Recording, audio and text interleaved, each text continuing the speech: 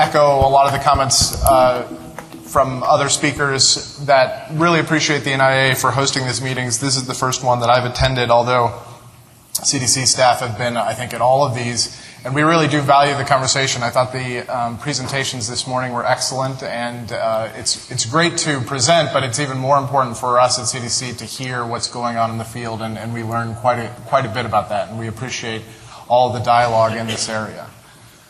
So just jumping into it, I'm going to cover human health activities that CDC is working on, and I'm not going to be able to cover all the breadth of things, but I'm going to try and have a very brief, focused conversation on some of the major aspects and approaches that we're addressing improving antibiotic use in the human healthcare sector. So this is just a big picture slide of our approach to antibiotic resistance, and one thing I just want to highlight here that I think also came up this morning and yesterday is that when we're focusing a lot on antibiotic stewardship. When we think of improving antibiotic use from the human health perspective, we also do think very importantly about these other things, and in particular, infection control and prevention and vaccination. That individuals or animals that don't get an infection because they have been effectively, that infection control or hygiene has been effectively maintained, or that they've been vaccinated against, means that we use fewer antibiotics. And that's an approach that I think is important in human health, and it's something that we are focusing a great deal on. And then on the antibiotic stewardship side, we are looking in a number of areas and sort of have goals of where we want to be.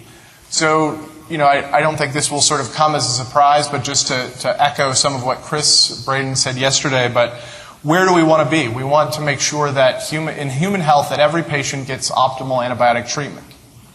That antibiotics are only used when they are needed, and that means that they get the right antibiotic, the right dose, the right duration. We want to make sure that every healthcare facility implements antibiotic stewardship programs, hospitals, nursing homes. We want to make sure that every healthcare provider incorporates antibiotic stewardship practices. And that's a lot of healthcare providers. We're talking about not only family physicians and pediatricians, but we're talking about dentists, people who perform ambulatory surgeries. Antibiotics are used across the gamut of healthcare, and we want to make sure that antibiotic stewardship practices go hand in hand whenever those antibiotics are being used. So how we're addressing this. This has a lot of bullets on it, but there's just a couple things that I want to highlight. Chris noted yesterday that there's core elements documents that we have defined to help facilities like hospitals or nursing homes identify what are the core elements of a stewardship program. If you're going to have a stewardship program in your hospital, what does it need to look like? We've made sure that that has a degree of flexibility in it because we recognize that there are large academic hospitals and there are small rural hospitals, and they're resourced in different ways. They see different sets of patients, but there are still core things that everybody can do regardless of their resource size. These have been, the core elements documents are things that we've worked on with the healthcare industry, and the American Hospital Association has endorsed them, and we've worked hand in hand with them to make sure that they resonate and that they're useful to the industry. In addition to that, a lot of what we're doing is also working on the policy side and working to see how policy levers, and we've talked a lot about policy on the agriculture side, and we had great presentations from Bill yesterday about this, but wanted to just note that, as on the ag side, as you're struggling with implementing policy and a new paradigm of policy related to antibiotic use, parallel things are going on the human health side. And so this is just sort of charting out some of those, notably the Centers for Medicare and Medicaid Services, this is the largest insurer in the world, is putting in requirements that all hospitals in the U.S. that receive funding for Medicare and Medicaid, which is most of them, have to have an antibiotic stewardship program. And they have to have an antibiotic stewardship program that meets CDC's core elements. There's a parallel policy that's also being put in place for nursing homes and long-term care settings. The Joint Commission, which oversees, is the accrediting body for most healthcare institutions, has also put out a parallel standard that's going to be implemented in January 2017. And this goes not only into hospitals, but it also is potentially going to have standards that apply to other non-hospital settings as well, including office-based surgery practices and ambulatory healthcare facilities. So there's a lot of policy action on the human health side that does mirror a lot of what's going on the ag side. This is the graphic that's been referred to and the data that's been referred to a few times about unnecessary use. So this is specific outpatient antibiotic prescribing, and it shows that at least 30% of outpatient antibiotic prescribing is unnecessary. And you can see at the bottom what that adds up to: 47 million unnecessary antibiotic prescriptions per year in just the outpatient sector. We've put out data on hospitals as well, and there's a great deal of unnecessary use in hospitals. And want to show this for a couple reasons. One, to a certain extent, want to say that you're not alone, that there is a great deal of use that happens in human healthcare, and there's a great deal of inappropriate use that happens in human healthcare, and that we need to do, as a country, a great deal to improve that. And that's what CDC is really working to do, and to try and make sure that this is improved. The other thing I would just note with this is that even though this is not ideal, something that we feel very good about and we feel is very important is that we have data on this. And even though the data is not good for the country, even though we're not where we want to be, it's important that we have the data to see how we can improve and to see what progress we can make. Because without that, we wouldn't really have a sense of how bad it is, and we wouldn't really have a sense of if the things that we're doing are actually working. So, magnifying some of what I just said on the previous slide, there's a lot of inappropriate use on the outpatient side. There's a lot of geographic variability. The map that Chris, you showed yesterday between showing the very low prescribing in Alaska and the very high prescribing in West Virginia. There's a lot of, and when we talk about unnecessary use, we see that for conditions where an antibiotic should never be prescribed, for flu, we still see that it's prescribed a lot of the time. For things like bronchitis, where it's almost always viral, we see that the prescribing rates can still be upwards of 80% nationally. So there's a tremendous amount of improvement that needs to take place. For nursing homes, this is an area where up to 70% of residents receive an antibiotic every year. But even with that, we don't have great data. And we know that probably the vast majority, and some studies have shown 40 to 75% of in some nursing home settings is inappropriate or unnecessary. And we're trying to get better data on that.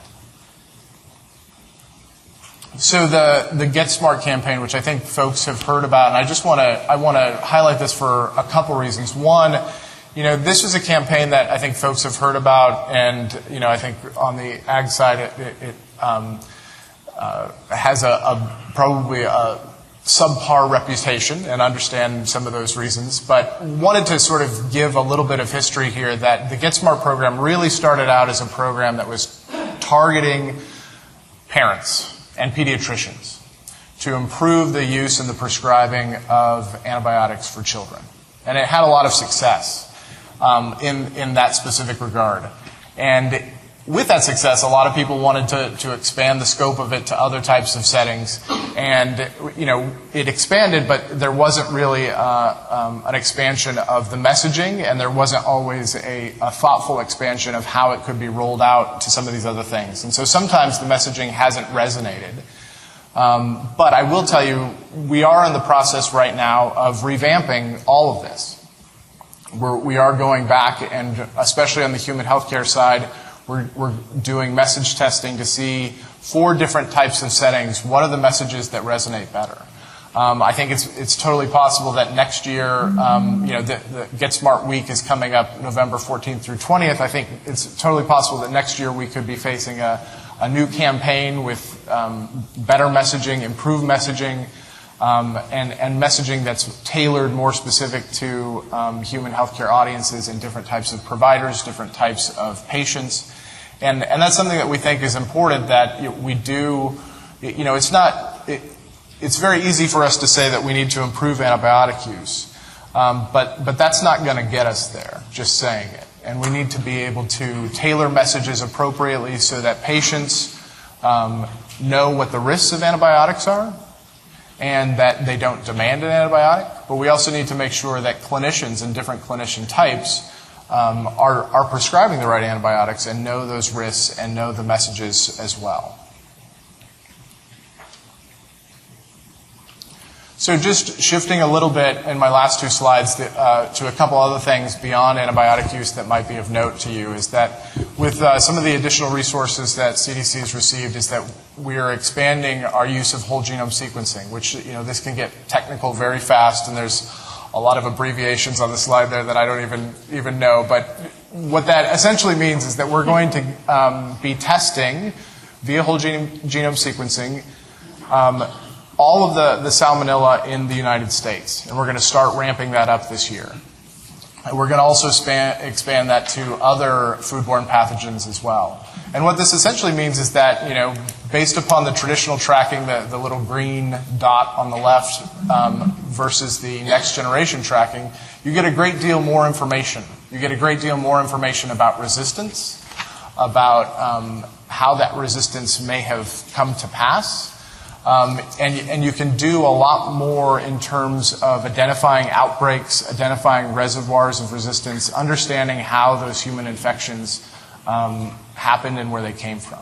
And this is going to give us a lot more information that I think will ultimately help all of us to better understand when a resistant infection happens, what was the source of it, how did it come to pass. I think that we've talked a lot about does improving use reduce resistance, and it does.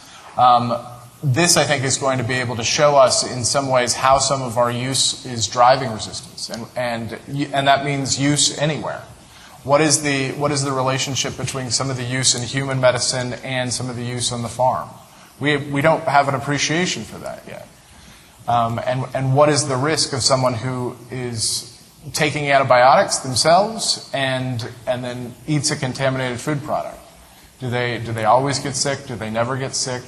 Whole genome sequencing is a tool that I think can help us just better understand what some of these issues are and give us better information to take appropriate action when we need to take it.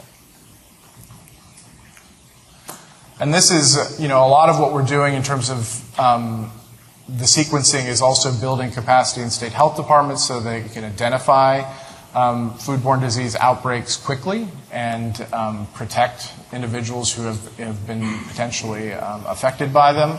We want to identify those outbreaks quickly so that they are less severe, so that fewer patients are impacted, and so that we can have the best possible outcomes.